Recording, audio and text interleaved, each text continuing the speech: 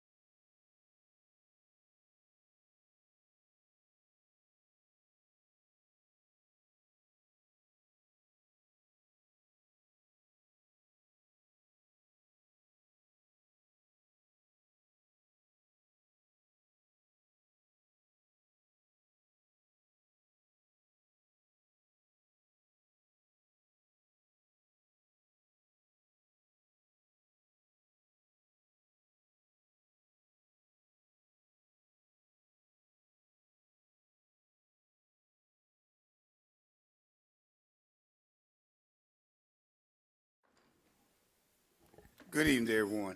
At this time, we'd like to take this opportunity to welcome everyone in attendance to our regular school board meeting as of November the 10th, 2025 at 5 o'clock p.m.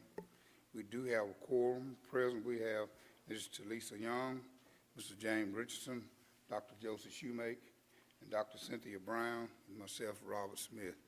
So at this time, we'll ask Mr. Richardson if you would give our invocation. Let us pray. Eternal God, our Father, in the name of Jesus, we bow before you with thanksgiving and praise in our hearts. Thank you, Heavenly Father, for days past and gone. Thank you for this day. Father, we thank you for all the things you've done for us, you're doing, and you're about to do. Most of all, we thank you for your darling Son, Jesus, dying in obedience to your will, giving his life on Calvary, and then you raised him from the dead on the third day morning with all power, heaven and earth in his hand. Lord, we say thank you. Thank you, Heavenly Father, for family, friends, and even enemies. Thank you for protecting us throughout this day. And now, God, as we enter into this meeting, we pray that you will guide our minds. Father, let our actions, our speech be becoming in thy sight, that your name might get all the praise, the honor, and the glory. In Jesus' name we pray, amen. Amen. This time we'll stand for prayer. Salute, pledge.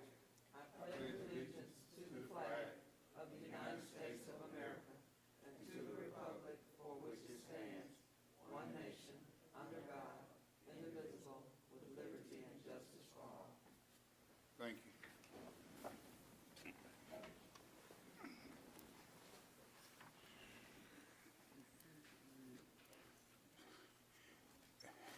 Next, adoption of agenda, pause of BBB, pause of BC, BD.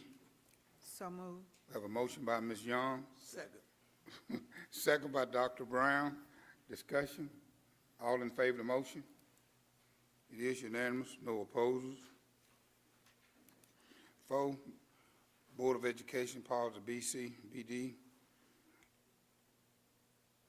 Consideration and or discussion to approve minutes, October the 8th. Board special call meeting, Ari Honey Intermediate School, October the 13th. Board regular meeting minutes, October the 20th. Board special call meeting minutes. Do I have a motion to approve? So moved. We have a motion by Dr. Brown, second by Mr. Richardson. Discussion. All in favor of the motion? It is unanimous, no opposers.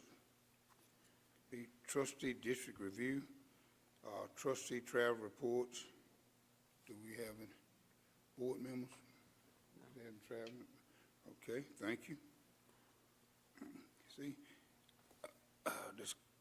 discussion of consideration of capital improvement plan for CMSD, Mr. Sam McDowell.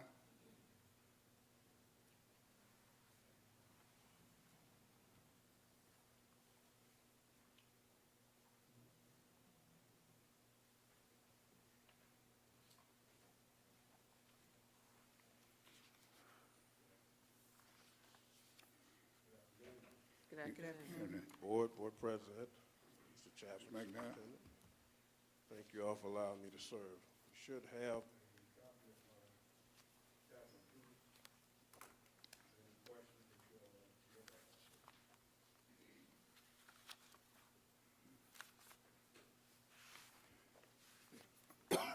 The fence looks good. Yeah, it really does. So is it complete? So we did the last measurement on the entry gate, well, the exit gate. Okay. So a double, 20-foot double. Got a little extra work done. So the gate on the front and gate on the side? Well, you know, you got the entry gate, come Right. in and you loop around, got to have one going out. Yeah, okay. One's gonna be a cavalier gate for a slide, and the other one, as of right now, he said that we may have to do a change order on some of it, but I said I'll update the board on that, but right now, he just measured 40, a double swing gate. Okay. So will it be a gate coming out 21st Street? Where the students, what are What do you, unload the bus there? Yeah. We have a gate down there. Okay, all right. Thank you. Mr. Smith, I have a question? Yes, ma'am. Oh, thank you. She may. Well, first of all, thank you very much, Mr. Chapman, Mr. McDowell, for putting locking the gate up at Franklin. I noticed that for quite a while it was just wide open, so I appreciate your doing that. And speaking of Franklin, I believe Copper Top has the contract for the weatherization, and we've been asking about that for several months. When will that start? Start Wednesday. And when will it finish? He'll have to give it a finishing date. He said it should take 2-3 days at the most. We're Okay. gonna go ahead and do that. And, we had to open the gate this Oh, morning. yeah, sure. Mhm. Okay, good. I'm glad that's finally gotten started. Thank you. Dr. Schumate. That's all. Also concerning Franklin, what are we gonna do about the leak in the cafeteria? I want him to address that also. If he could do that. Okay. And, I'm thinking it may be this from old age and deterioration, but he said that he would get up there, and I'll meet with him tomorrow and let me know how can we go forward. I don't know, I think it's concrete roof. I'm not for sure, but I thought at one time some repairs had been done to the leak, for the leak in the cafeteria, the roof. Right, we did, there were repairs, but because he said that, like he just said, the roof has deteriorated over time, they couldn't repair it anymore. As far as patching it, so we'll just have to redo that entire section of that roof in the cafeteria. I am sorry, I misunderstood. When I was speaking of weatherization, I assumed that was making the entire building secure as far as rain and whatever else. Could you explain to me exactly what weatherization you're talking about? Because we can't leave part of it unsecure. Exactly. I talked to, what's that, the other, what's the other contract? I couldn't even think of the name of it. He was saying for the complete weatherization, we're gonna have to get new windows installed. You know, we got the old metal window frames that rusted out and some of the windows can't close. So that would have to be an upgrade to the windows. You have to have double pane windows and to make it to where those windows can open, close, and, you know, and latch. Okay. It'd be hard to do it without doing that, so he told me he would give me some information on a company that they use and give me a price on it to see what it would cost to do that. And when will we have that? I'll talk to him tomorrow, and I'll get that to the board. Okay, so you talked to Jose Arellano, right? That's who you're talking about? The Okay. architect, yes. Okay, so can you tell me exactly what Copper Top is going to do starting next Wednesday in 2 or 3 days? No, this one, This Wednesday, day after tomorrow? he's gonna go ahead on and start on the roof part, What part, what on the stage. stage area? Okay, But it said a little bit too cold these first 2 days, so that's why he delayed it till Wednesday, so he can get started on it. So, Mr. McDowell, while Copper Top is there looking at the stage, so I'm assuming that they'll look at the cafeteria also? I told him that I need if he can get me a price on that area and the window. You know, 'cause there were some other places that we did have leaks True. Up on the second floor, I know when we was coming down. touring there. Now, my guys went ahead and repaired that. There was a unit, had a sump pump, and the sump pump froze up some kind of reason. And I told him, just go ahead and purchase a new one, and go ahead and get that water shed off that section of the roof. And that stopped the leak in the classroom. Yes. Okay. Are there any other questions for Mr. McDowell? You know, I heard the question about the windows, but in order to change the windows, that's kind of like gonna be alteration to the building, so that's gonna have to be dealt through. Because of the MDAH. it's yeah. a historical building, so you Yeah. really can't change that. Yeah. If I'm not mistaken, the information that Mr. Jose shared at the last meeting was to cover the entire weatherization, It is. was it? and that was, The windows, the walls. walls and everything. Everything. That was to cover Yeah. all of Yeah. that. And he gave us a rough estimate also what it'll cost for the repair. Yeah, it was Yeah. about 5 million. Yeah.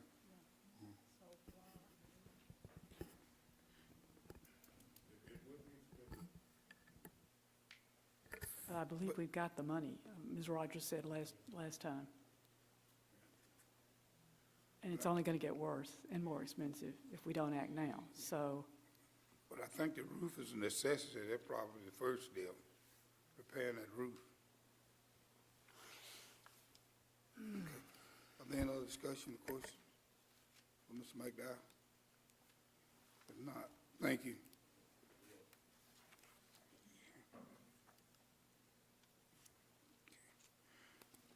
Discussion of Hunt campus recovery, review of expenditures and reimbursement, payment for projects. Mr. Chapman?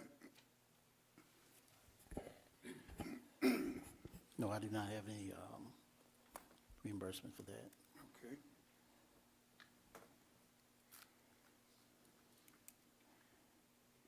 Primar Architects update on CMSD bond project. Mr. Jose? Not here. He's not here, but we met with Jose last week, myself, Dr. Andrews, and the coach from, I think it was the track coach. We met and went through the plans and made some adjustments to the plans that were presented before us to the likening of the coach, and also with the high school, for where Dr. Andrews wanted to describe the best way for students to enter the building, and for also to secure it for his employees that'll be at the front. So we should be expecting some type of plan for us to go back and review to make sure before they move forward with it. But we did have a chance to meet with him at the high school and discuss those plans that he presented last month. Okay. Thank you. Contract renewal updates. Questions? Board members? Okay. Consideration and/or discussion to approve the 25-26 CMSD Board Annual Calendar. so moved. We have a motion by Dr. Shoemaker. I'll second the motion. Discussion. All in favor? It is unanimous, no opposers. Consideration and/or discussion to approve resolution opposing public and private school choice program that undermine public education. Council, you want to just go over this briefly? Here, a copy of it if you want to.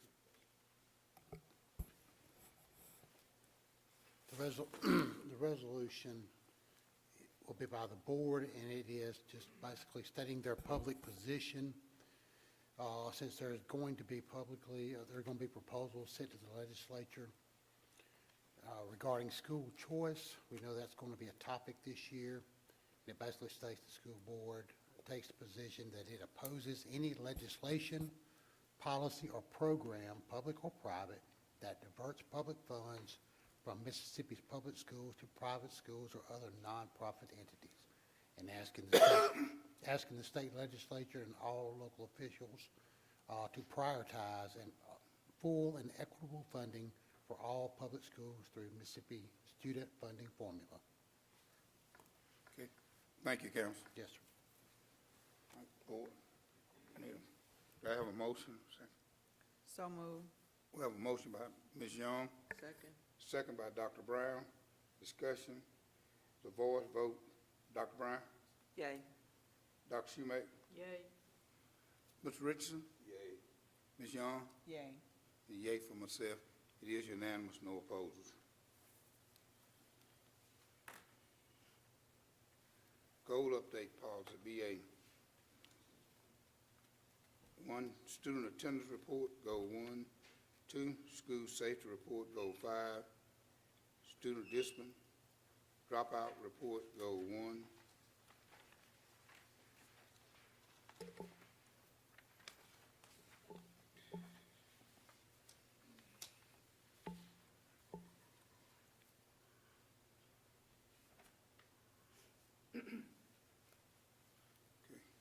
safety report, number of accidents in schools go 4. All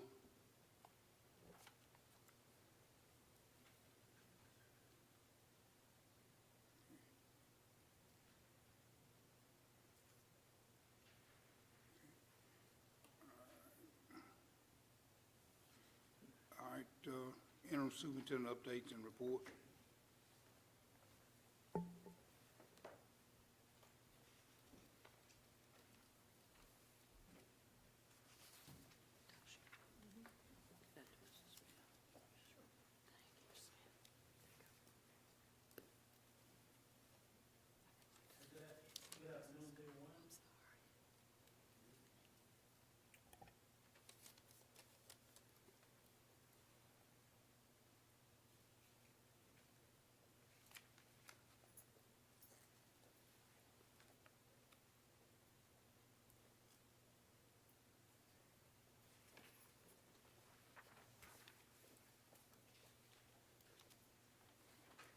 All right, good afternoon. Good afternoon. All right, so for the reports for this month, of course, we start off with our district mission and vision. As always, Columbus Municipal School District will provide students with the skills necessary to be college workforce and position ready by building bridges among students, parents, and the community and all district employees. Our vision, student-centered, and excellent spirit. Of course, with our strategic plan, our goals for 2027. With school comparison, I'm going to talk a little bit more about the discipline on this side. We'll get into the attendance and enrollment later on in the slides. But you see right now we are at 123 with the number of disciplines across the district. With Columbus High School, of course, most schools at 91, middle school with 8, Hunt with 12, Cook 2, and so on. Our student withdrawal reasons, I think we're up by 6 of the number of students who have withdrawn since the last month. And that would be students that have transferred from state, out of state, some that are on homeschool. So we have about 6 students that have transferred out since the last presentation. Our student enrollment right now is 2,911. The number of students that we have across the district. Looking at our student attendance, we are trending upward a little bit. High school with 87.3, we're up from last month. Across the board, I think we have trended downward a little, except for a couple of the other elementary schools. But we are still on above that 90% threshold with all across the district. Percentage as far as 88. Continue with what Dr. Andrews is doing at the high school with the information that we've shared and will continue to share as we continue to try to get those students to school. Teacher attendance.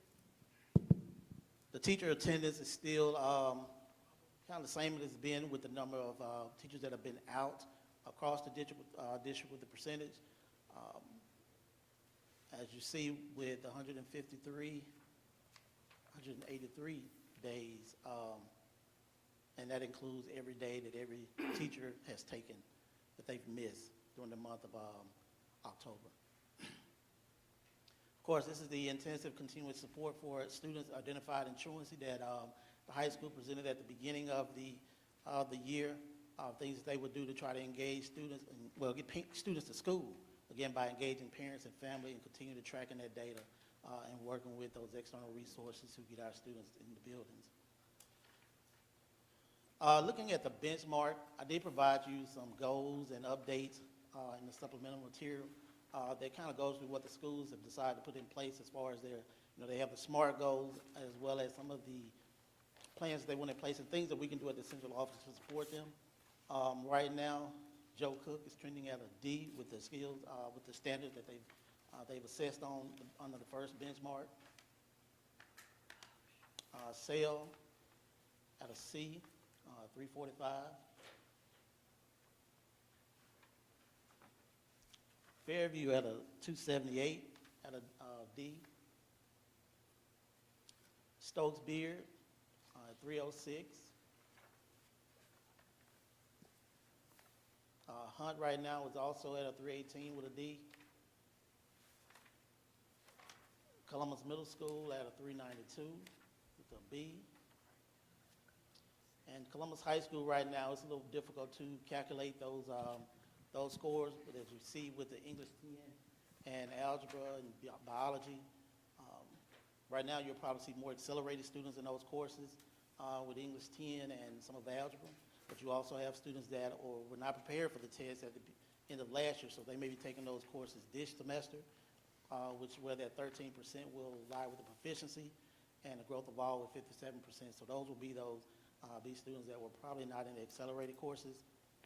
Also with algebra, you will see accelerated students with the 85%, as well as the growth for all, but biology, of course, we have all students.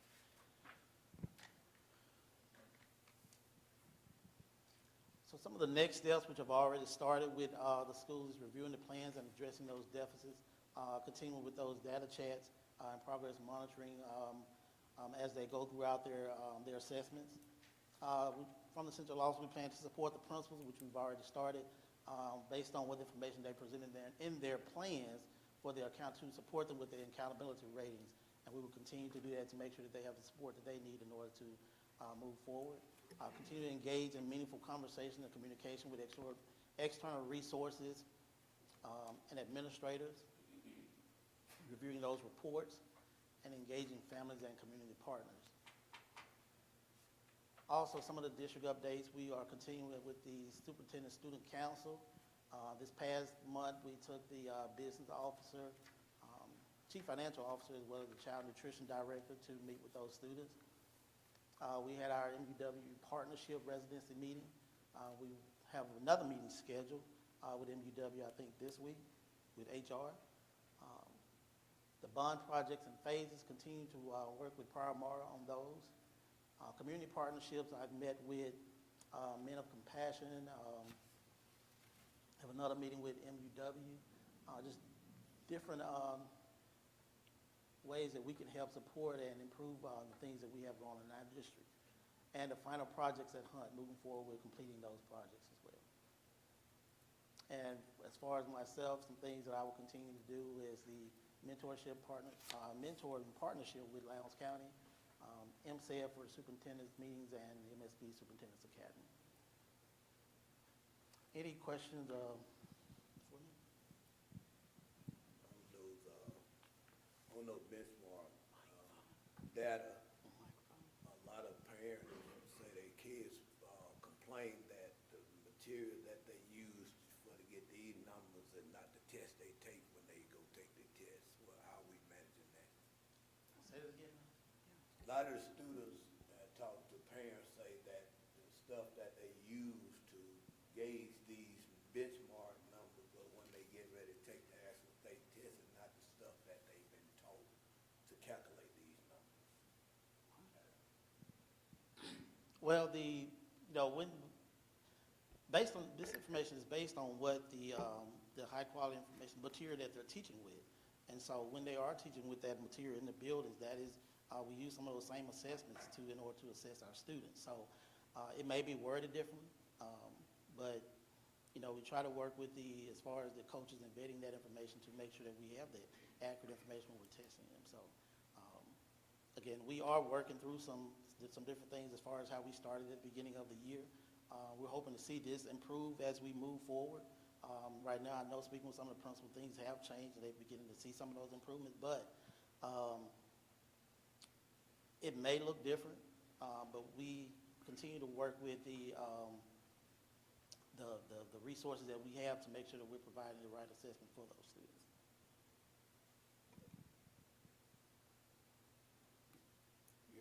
Just one. Yes, Dr. Schmidt. I know it's probably a little early to ask, but do you have any feeling about how the after-school Falcon Success Sessions are going? They started on last month. Last month. Now, of course, I did speak with Ms. Wilkins about that. She said it actually has worked well so far. Of course, we can get more students involved and to come out, but right now with the students that we have participating, she said it is working well and going. We're hoping to see that increase. I know I've had students that ask that are not in the after school when I go through with my student council, they've asked to be a part of it. But as I share with them, it's not for them, as of right now, we'll start with their grade level in the spring. So, One more. And my other question had to do with absenteeism of teachers. I noticed that it seems to be that most of them are, or I guess the majority, or most of them are calling in, are sick. And we're not even in flu season yet. So I don't know if there's anything we can do about that, but it is worrisome that it's 60% of the teachers that are affected by this. it is a concern. I know the schools try to offer the incentives as much as they offer with students, but again, it just, if they have that time where they cannot come in, they try to do the best that they can to make sure they're covering those students. And do we have any kind of data on looking at the teachers who are absent? I think I asked this last time. You did, you asked this, you did ask this question, and I Uh-huh. tried to figure out if we could find a way to track this data. Whether it's the The new teachers, or, yeah. it's somewhat difficult to track this in a way where we'll know exactly where, we're trending as far as which ones are coming, which ones are missing days, because it kind of varies on what's going on. We know we have some that may be out with maternity leave, some that have other illnesses that may be going on in the family, so it was, I did talk with Ms. Carter to see if there was a way we could track this. But other than just getting information, identifying from the school specifically which student and which teacher, and then looking at their number of years would be it'll be sort of a long process. There may be no pattern, it was Yeah. just because if it were the teachers who were new, that might, maybe there was some way to work with mentors. I mean, you can't work with mentors if somebody's sick, but just to Right. make sure they feel like they're being supported. Well, I know Dr. Miller's going to talk more about his mentoring program and things that he's doing, because I know he's met with them a couple times with the new teachers and their mentors to see what they can do to support them in the buildings. So, Michelle? Okay. Mr. Chapman, real quick, as you review the plans, or you and your curriculum team to address those deficit areas, give us some examples of how you're planning to improve those areas.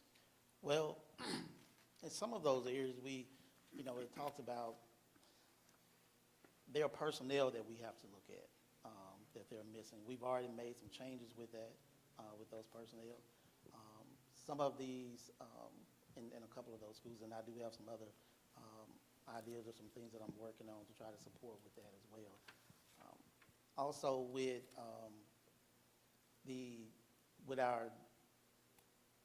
some of those newer teachers who went through that intercession, the coaches are continuing to work with them and supporting them to make sure they understand the standards and making sure that they are teaching those standards. With Ms. Wilkinson and our team, they are assessing them to make sure that they're getting that across. Those are some of the concerns that they had with, I think, a couple principals about the new teachers that they had needed more support. I think right now like I said, with where we started, that was the biggest concern because we had so many young teachers or within 1 or 2 years of experience, and some of them needed a little more support with the standards, and that's one reason why we wanted to focus on those, support them in the intercession. I have gotten good feedback from a couple principals about a lot of them coming back in with confidence after that session. So we're hoping with that we'll see some improvements moving forward with those on those benchmarks.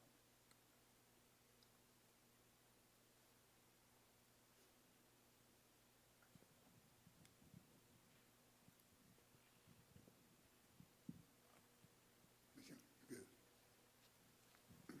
Dr. Brown, you good? I'm good. All right. Thank you, Mr. Chair. Next, human resource update, Dr. Miller.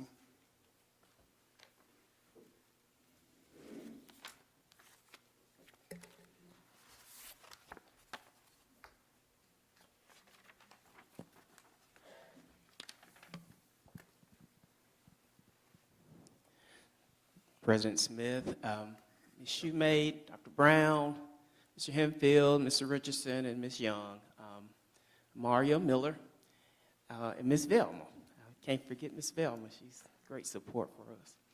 Mario Miller here to present our human resource updates, okay? We're a staff of 3. There you see Ms. Bogan, who is our assistant human resources, and we have Ms. Tamika Smith, who is our district receptionist, and she meets us at the door.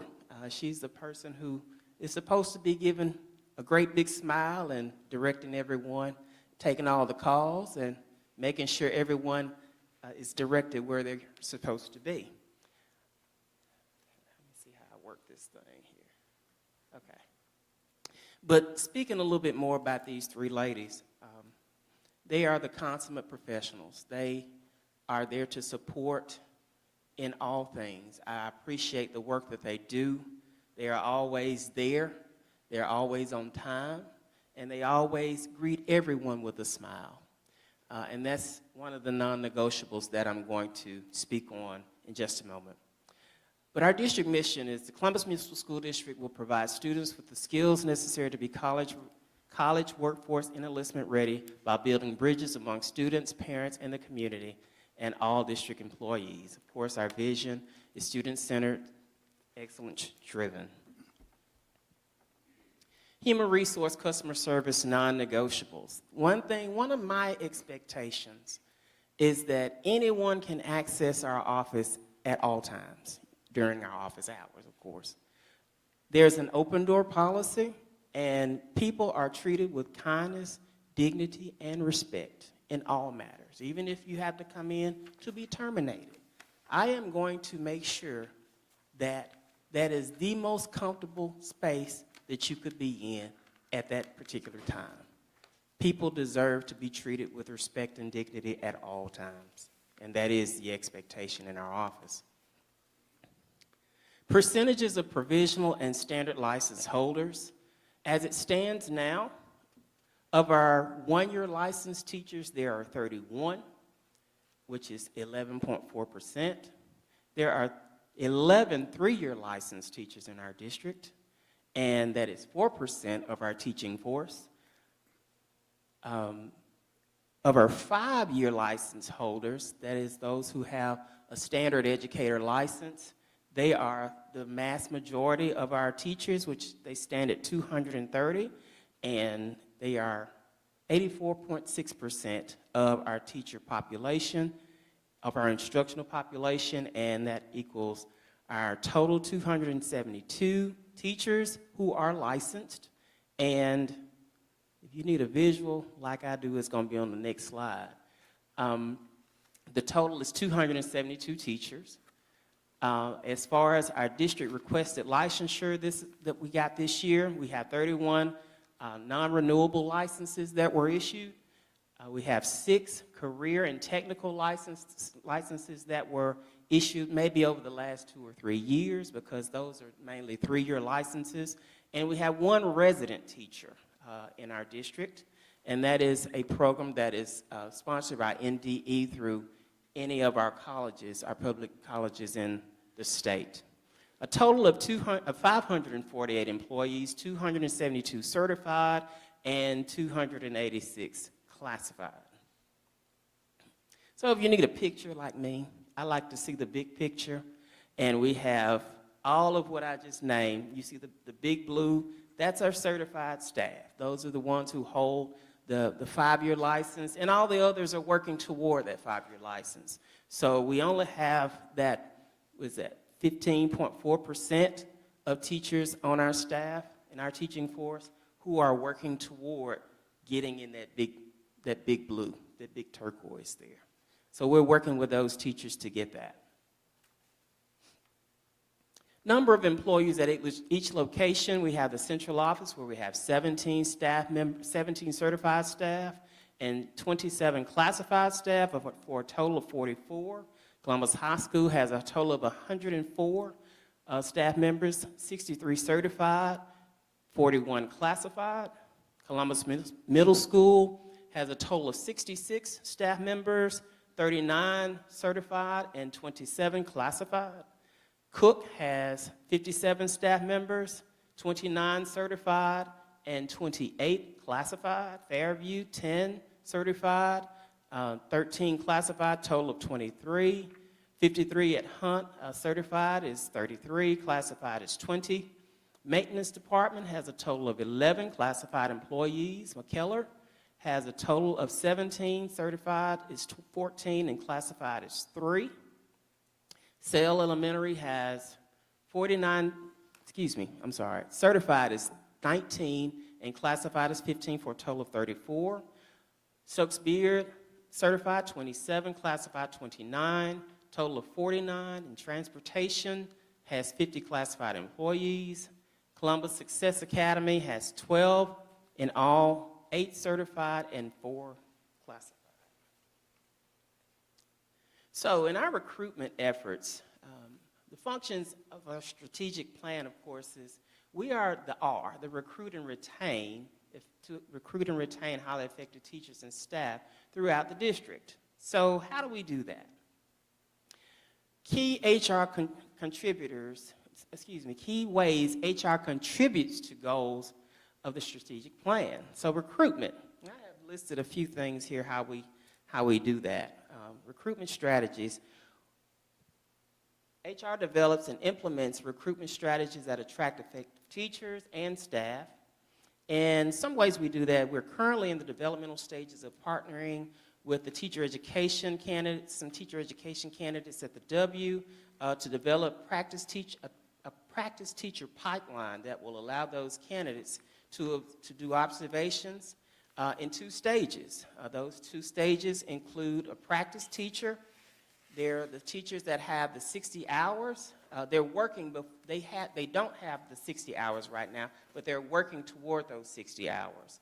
And the academic support specialists, that's where we're trying to go, where those teachers have actually acquired those 60 hours, which, in most cases, our assistant teachers have 60 hours, or they have the work keys test. So they're, in effect, qualified to be at least an assistant teacher. So what our goal is for that program is to lean our teachers in the direction of where they can actually have a paid internship and be called, what do we call it, Mr. Warren?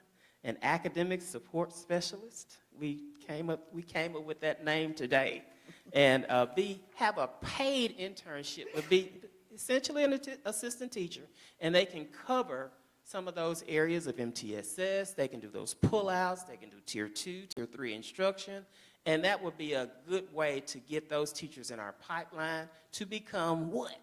Certified teachers, which is what our goal is for that program. So we're going to create that pipeline to bring those teachers through, get them in the door, get them trained, get their feet wet as teacher instructors at a smaller level, of course, but then bring them gradually into the classroom. So screening and selection. HR establishes a robust screening and selection process to ensure that only the most qualified teacher candidates are chosen. So what we do, our instructional staff candidates are sent through a rigorous interview committee selection process, and from that process, the most appealing instructional candidate is chosen. What we're trying to work for in that process, we hope to include, maybe somewhere down the road, I've seen this done. I actually had to do it myself when I got my first job in the state of Arkansas, to include a mock teaching lesson, which will include how the instructional candidate interacts with our students. So that would be another piece, another layer of our onboarding process for bringing in our new teacher candidates. And of course, that is one of our goals. Onboarding, effective onboarding is vital for retention.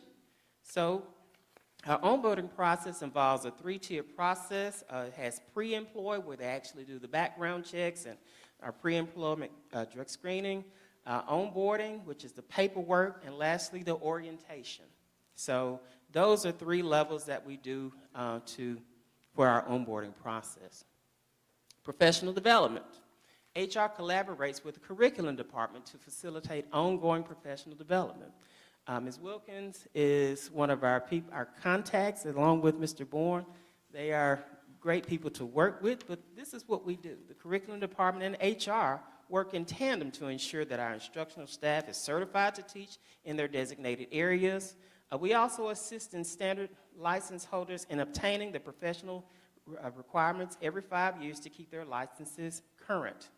In addition, teachers are trained on all the district's high-quality instructional material, which Mr.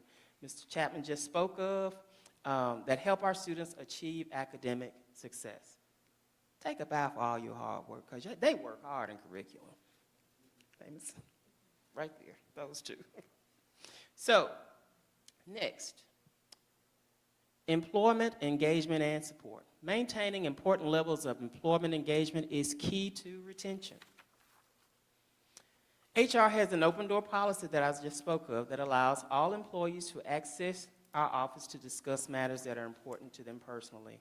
No one is excluded, and all employees are treated with the consummate high dignity, respect and dignity.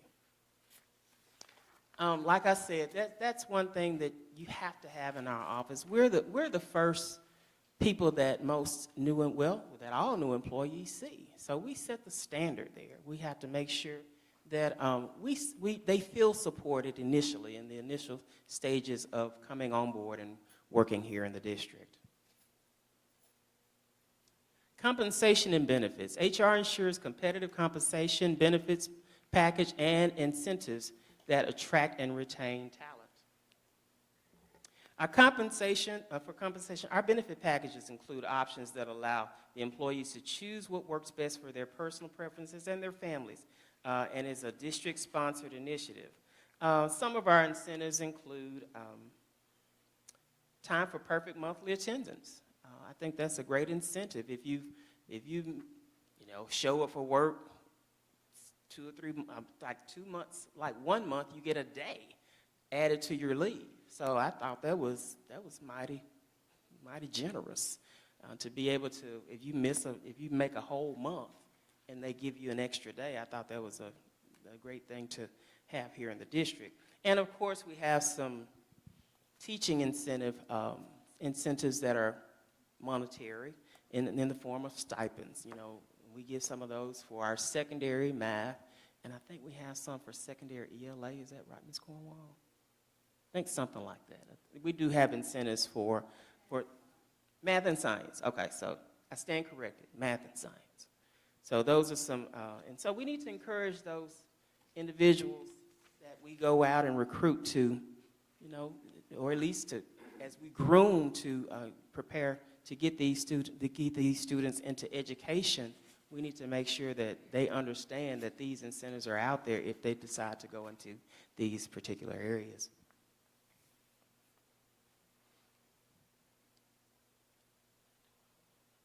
Okay. Work environment. HR helps to promote positive work culture, which is essential. And I think I just spoke on that a little bit. One key component is promoting a work environment where we simply ensure that employee hopefuls have a pleasant hiring and onboarding experience. As I just mentioned, we are the first faces that they see, and we want to be consummate professionals first and foremost. Meet people with a smile, give them a greeting, maybe a little joke, here or there to lighten the mood, to make sure that they understand that they're not not going to be working in a tense environment all the time. But of course, it is a job, and there is stress, but it doesn't have to be stressful all the time. So we have to have a great balance in what we do. So in inserting that little humor there, it lightens the mood and makes a lot of people feel a lot more welcome. So we strive for that. And lastly, data analysis and feedback. HR analyzes data related to staff turnover performance to inform our decisions. As Mr. Chapman said, that is one thing that I have run into since I've been here. Well, we need to fix those things. We got to have our data where it should be to make these informed decisions. So my goal is we actually use Power School, And so there's a component of Power School that actually does that work. And so we're going to sit down, we start planning for budget for next year to get the data that we need out of what we already have. We're not buying anything new. We're just adding components to help us to get this data to make these decisions when it comes to how we hire and what our people need, what we need, and with the data that we need to, like I said, make these informed decisions. Columbus Promise. I guess this is my baby.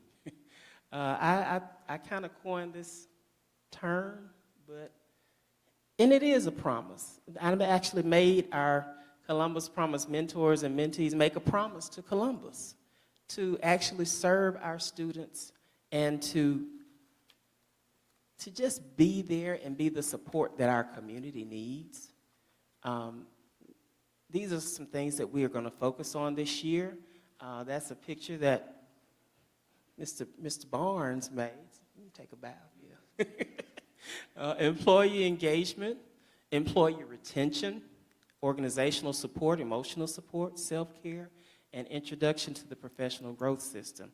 You know, y'all, being a teacher, being a first-year teacher is really difficult. So we have to do what we can and all that we can do to make that experience one that they don't run out of here in 3 years and leave skid marks in the parking lot after the first year.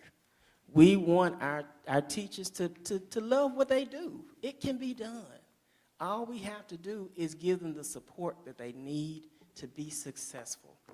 It can be done, and I believe that this program is one that could ensure that they at least hang on. Hang on. It's going to be hard. Teaching is hard, y'all. It's so hard. You leave wore out, but it's worth it. It's worth it in the end. Just when one of your students walk up to you and say, "Thank you for not giving up on me," that means the world to an educator. And you all know it because most of you were. So this is one of the things that I'm going to push hard to make sure that we carry out and do it with success.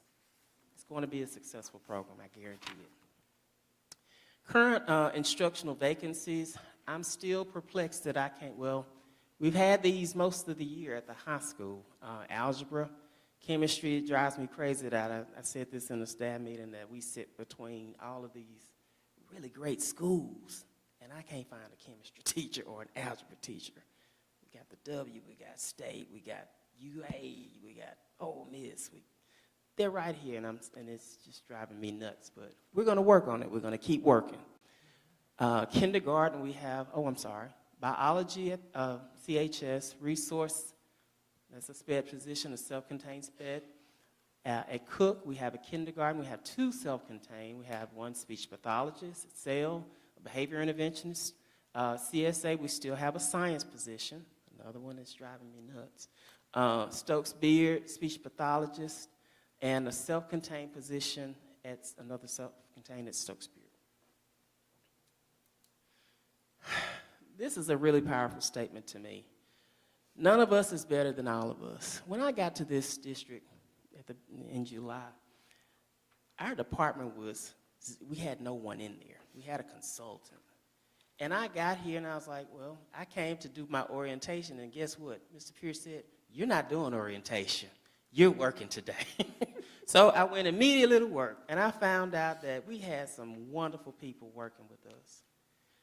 Miss Velma Woodard was one of them. She jumped in there, and she was working on E-Verify stuff. And then we had Miss Tasha Harris working, and then we had, just everybody pulled together to get the job done because you didn't have the staff there. So when we work together to have to obtain a common goal, it just makes everything worthwhile. And so I'm here today to say thank you for everything. I'm glad to be a part of this district. There are a lot of things that we're doing right. I've been a lot of places, so I know. So just know that this place is not bad, but we're going to get better. And I'm here for the long haul. Thank you, guys, and I appreciate your time.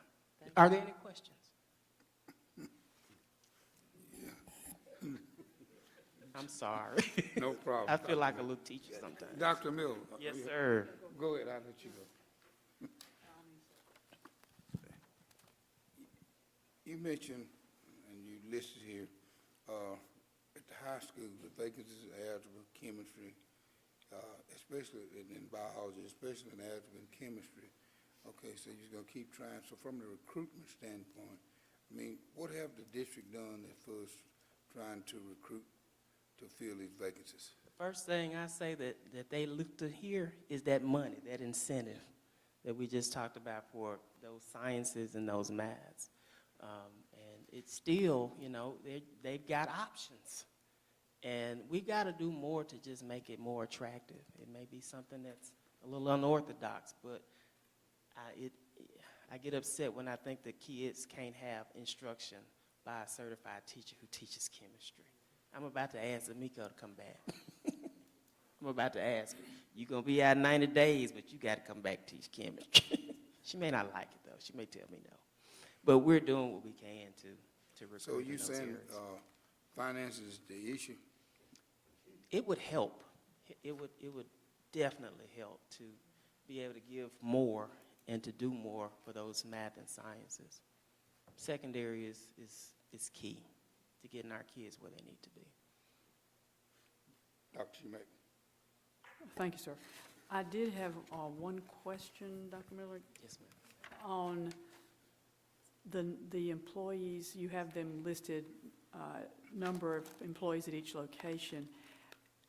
Is there any pattern to how the first-year licensed teachers are spread out across the district? That would be in that data that we're missing. But Okay. But how they're spread out across the district is according to, you know, the need. Okay. Wherever, I was just curious if there was a clump somewhere or not. you know, like I said, most of our positions are filled. This is a small number compared to. I just went to a conference and got districts that have 50 and 60 positions that are, you know, not filled. But it's just knowing that in reference to where we are with all of our institutions of higher learning, and I can't go into a school or pick up the phone and say, such and so, do you have a, and I'm used to being able to do that, you know. Do you have a chemistry teacher coming out this year? Do you have a math person? So we just got to do more, and it starts here. We got to do more to encourage our students to go into those fields, because at the end of the day, we're all here to serve. So we got to put that servant attitude in them, even though, yeah, I'm a student who likes math and science, but I want to go into engineering. Well, at some juncture, we're going to need some teachers here to teach you how to get what you need to be that engineer, you know. So that's just what we are. And excuse my ignorance, but the one-year license, that is non-renewable? It is non-renewable. Okay. It is, but the state gives you 3 years to get a 5-year license. So depending on, and they require that you do some things to actually show improvement every year. Like if you, first year one, if you have not, okay, you can come in pretty much year one with a clean slate. But after year one, you should have gotten in a program somewhere to be able to say, now I've gotten in a program, I'm making progress toward licensure. Because in that program, they're supposed to be helping you to obtain that license, to give you the strategies you need to be able to pass those tests to become certified. Thank you. Okay. Any other questions? Dr. Miller? No. Thank you, Dr. Miller. Thank you. Okay. Public information update. Mr. Joey Barnes, Public Information Officer.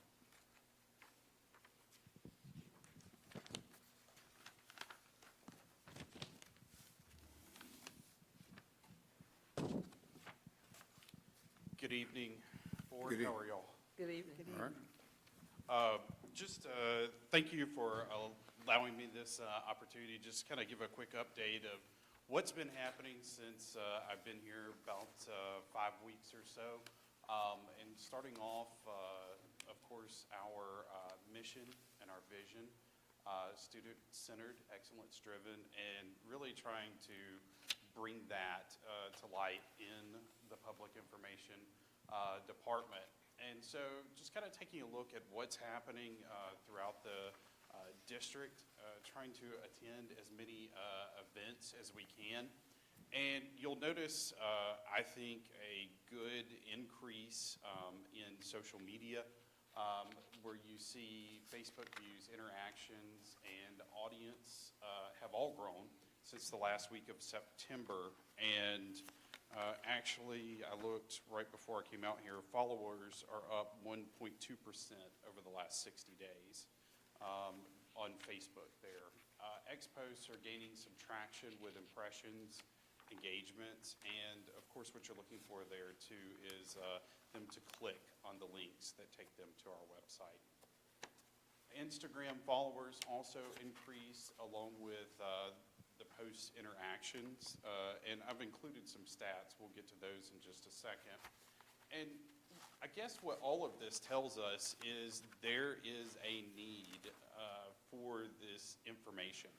There is an audience there. They want to consume the information. And so continuing to give it to them is so very important. And then social media, we're using it to promote events, special programs, news articles that are written for the district, and of course athletics in there as well. There's some of the stats that you can see. This is taking a look from September 6th through October 27th, and this is our Facebook page. You can see views are over 665,000. Then you're looking at, they time it out where they look at 3-second views, 1-minute views, that type thing. And they'll even break it down into multi-photos, photos, just kind of looking at what type of content they are consuming there on Facebook. And then you also see whether it's followers or non-followers that are looking at your content there.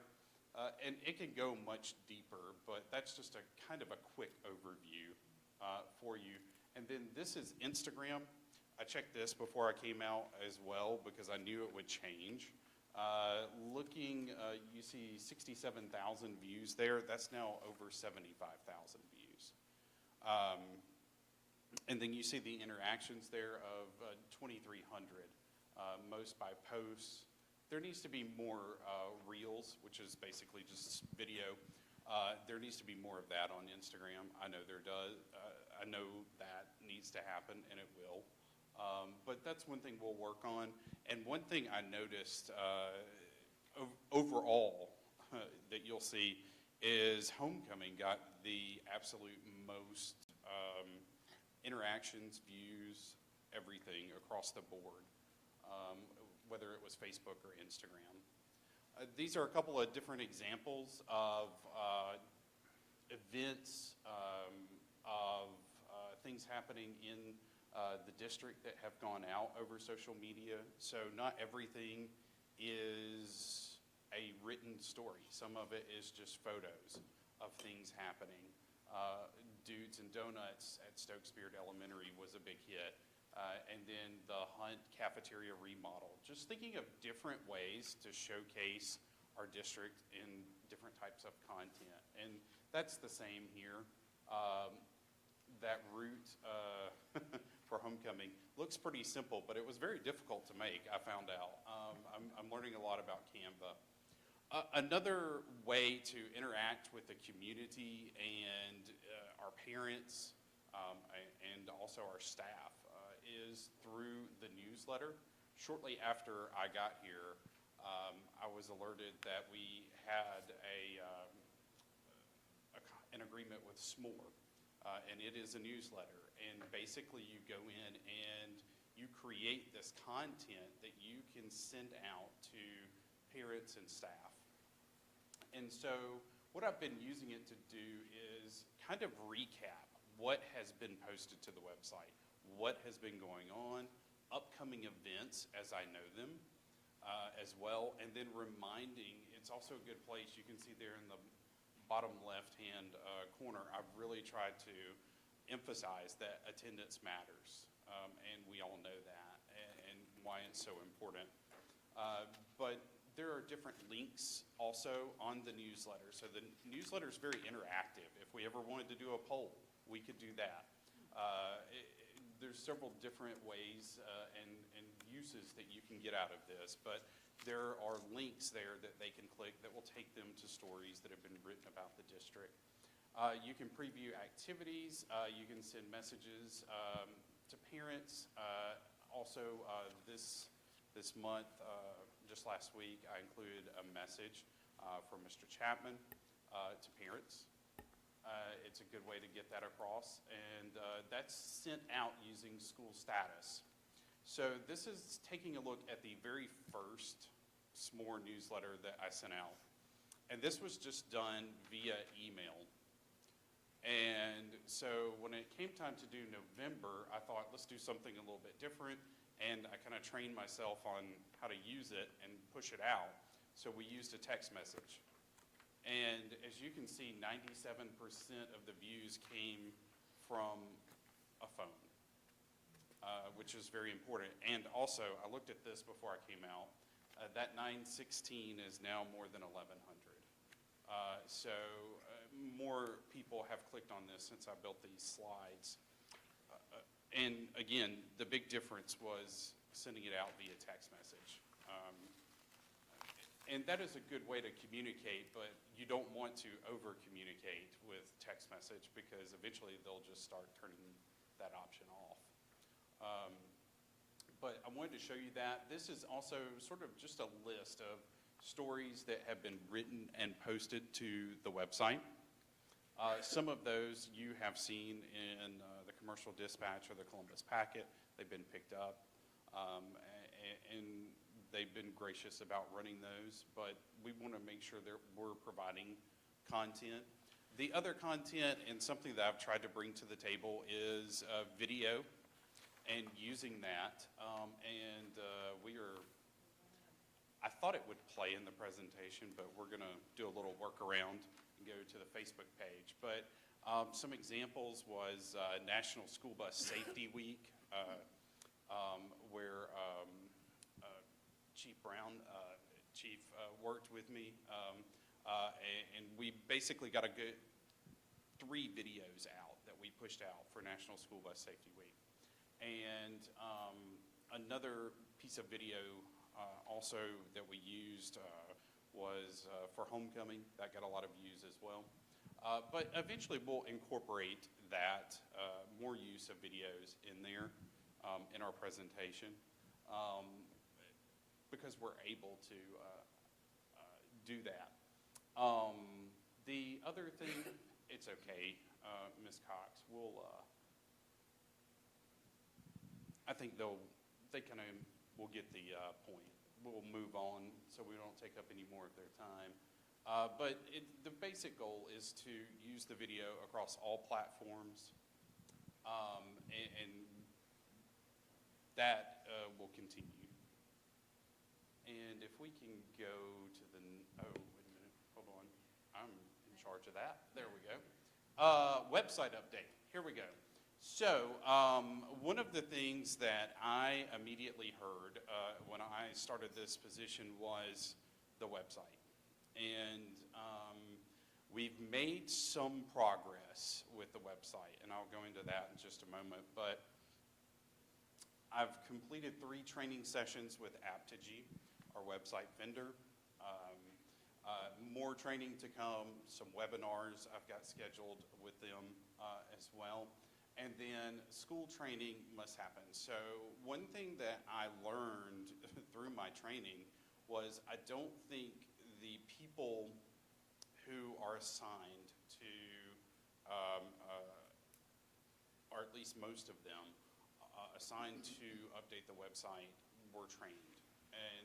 And so we're going to make sure that happens.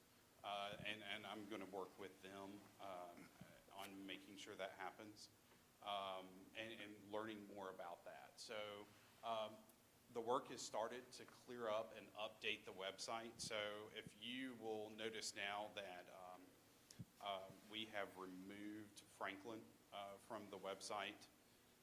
Also, some of the issues that we had with the live feed portion of the website or the web page, those have been removed. I asked them to remove anything that was over 3 months old. So just get it out of there. I told them it would be best to just not have it there. So we're working on that. I'm also working with Aptigee to get Google Analytics incorporated within the website so I can see what pages people are going to, what are they looking at, and how that might help our strategy of revamping the website. This is going to take some time. I'm learning as I go. You know, it's a work in progress, but we are continuing to make strides. I have told Aptigee we will definitely want a website revamp, and there will be more things to come to make our website more user-friendly. And all the while, of course, making sure we're ADA compliant. They do that as well. With the assistance of IT and Aptigee, that revamp is going to be planned, and we've been talking about that. So just kind of some behind-the-scenes work there. And I believe that is it. And if you have, oh, wait a minute, no. So the future, what I'm looking at. Obviously more video, working to secure some equipment for a podcast. That is on the, is coming up. Work with students to create content, so we're going to do that. I would love to be able to showcase work that students create on our website, so it can be used in many different dimensions, whether it's as a lesson plan, and then it's used for the school district to promote it, and also it's just cool to see your work being showcased. And then ensure staff receive training, create a long-term communications plan and strategy. That is on my list as well. And then continuing education and improving communication strategies, booking these webinars. Several different vendors that we use have them. Aptigee has them, and so does School Status. And so learning a little bit more about the different vendors that we have in order to help with communications. And that's it. Any questions? Yeah, Mr. Bond, Yes, sir. so what process or procedure will you use, have you thought about using as far as improving communication strategies? To me, improving communication strategies, I want to be able to ensure parents are getting the message. One thing we're working on with our IT consultant as well is getting the app up and running. That is sort of stalled at the moment. So I think the more communication we can get to the parents, the better. And so being able to share the newsletter is important. And it's important to showcase our students and what they are doing and accomplishing. We have to tell our story. And these students are going to write that story, is the way I kind of view it. Okay, thank you. Boardman? Okay, all right, thank you. Thank you.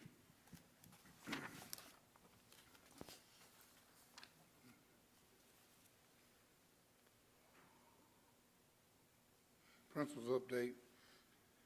Columbus Middle School Target and Support Improvement School. Report, Ms. Kimberly Latham, Principal.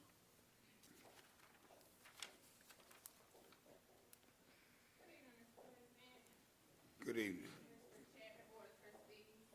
Good evening.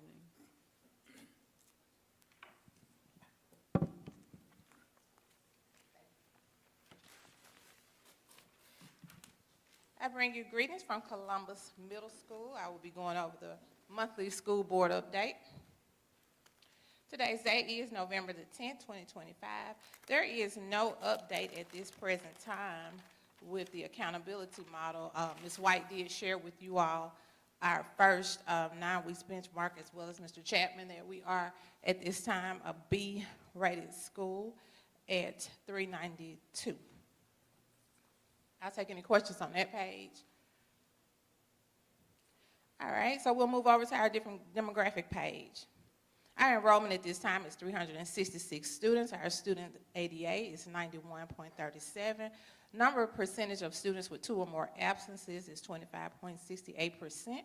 Teacher attendance rate is 69%, and our number of discipline referrals is 13. Now, Mr. Chapman reported that we had 8 incidents. We had 8 incidents with 13, involving 13 students. So I just wanted you to understand the difference in my report and in Mr. Chapman's report. Again, Mr. Chapman, we had 8 incidents that happened on our campus in the month of October. However, we had 13 students involved in those incidents. And our money still remains the same. I do want to talk to you a little bit about what's going on at Columbus Middle School. During the intercession time, we did host our own professional development on campus where our teachers were able to come in. You all successfully allowed them to come in for a stipend. They did come in. We did disaggregate the data. We talked about the data. Although we are at a 392, 393B at this time, we still have some work to yet still do. We do have teacher capacity concerns, as always. We have had an opportunity to speak with our consultants to work a little bit close side those teachers, because we are striving to maintain that B. We don't want to have fool's gold right now and think, okay, the first 9 weeks, we're at a 392, we can relax, we can breathe. No, the work is really just beginning, because as you know, the ELA, it continues to spiral as far as it's comprehensive, and that was just the first 9 week reporting of math. We still have 3 more 9 weeks to go, so we're not comfortable at all at Columbus Middle School with that B at this time. Also, Reverend Richardson, you brought up the fact that some parents felt as though where we were testing, they were not seeing that. So I'm definitely hoping that there was not a Columbus Middle School parent, because we take biweekly assessments. The biweekly assessments are created by the central office. It is covering our pacing guide as to what the teachers are teaching, and then the central office comes behind us and create a biweekly assessment. We use ELS. ELS is proven to be aligned with the state test, but we also, for our bell ringers, we also use the MDE practice assessment items. So we are hoping that at Columbus Middle School, our students are having an opportunity to see items that mirror the state assessment. We are working, like I said, we're working very closely with our external providers. They are coming in after each meeting and having a conversation with an administrator to tell them to see the grows and the glows, and we do take those grows very, very seriously to see what we can do to adjust any instructional strategies that are needed at that time.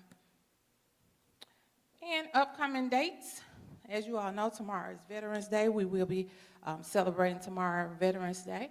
Our 4.5 assessment will be next week. Our VAPA night, where our special classes will have their VAPA night November the 18th at 6 through 8 o'clock. Our science fair projects are due on November the 19th. Progress reports will go home on November the 20th. And if you all are not busy and you don't have anything to do on December the 11th, please come watch me walk across the stage, as I will be hooded as Dr. Kimberly Lathan, December the 11th. I'll take any questions at this time. Board member, you have a question, Ms. Layton? No. Thank you, Ms. Layton. You're welcome. Thank you. Okay. Next, open forum, Chief Brown. She's okay.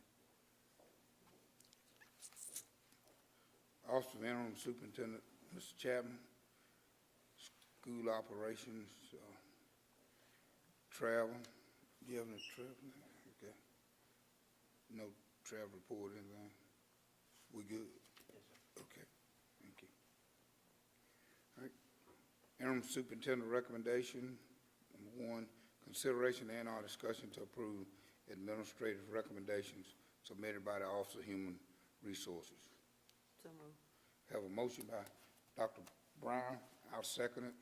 Discussion, all in favor of the motion? It is unanimous, no opposed. Item 2 on the B, consideration and or discussion to approve staff personnel items submitted by the Office of Human Resources. So moved. Have a motion by Dr. Brown, Second. second by Ms. Young. Discussion, all in favor of the motion? It is unanimous, no opposers. Item 7, Office of Business Management, CMSD, Business Administrator discussion of the following items, 1 through 5, consideration and or discussion to approve monthly financial reports, policy, D1 goal for 1, fund balance report, 2, cash balance report, 3, budget status report, 4, monthly revenue budget report, and 5, monthly expenditure budget report. To have a motion. So moved. Have a motion by Dr. Shoemake, Second. second by Mrs. Young. Discussion. All in favor of the motion? It is unanimous, no opposers. Okay. Okay. Item 6 through 8. 6, certification and summary of reconciled bank statements, policy D1. I'll make the motion. Second. Second by Dr. Brown. Discussion. All in favor of the motion? It is unanimous, no opposers. Number 7, budget amendment.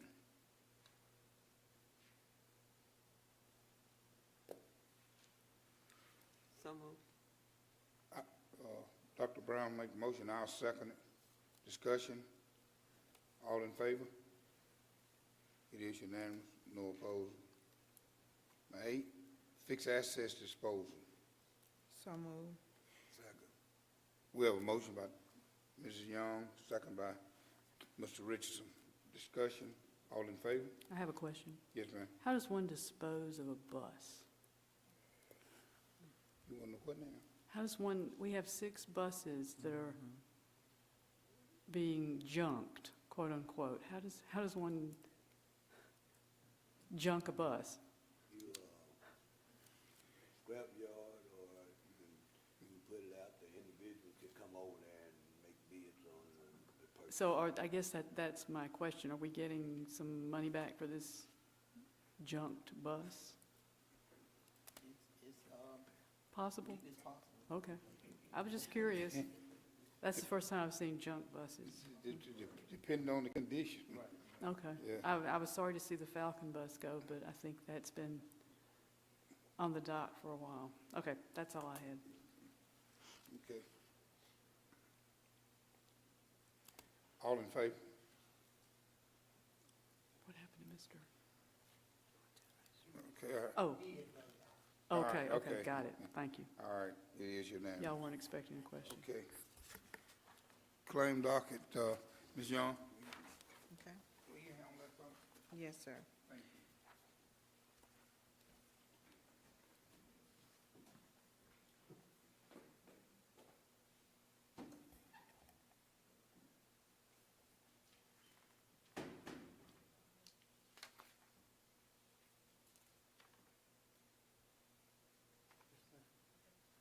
All right, at this time, we'll move on to items 9A, B, and C. We need a consideration and or to approval. Okay, he does C, okay. We're gonna take A and B, I'm sorry.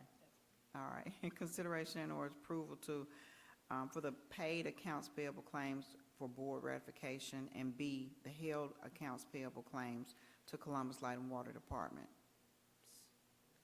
So moved. We have a motion by Dr. Brown. Oh, Second. Sorry.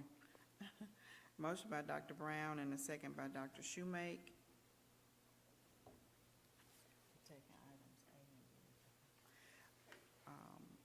All in favor? And it is unanimous.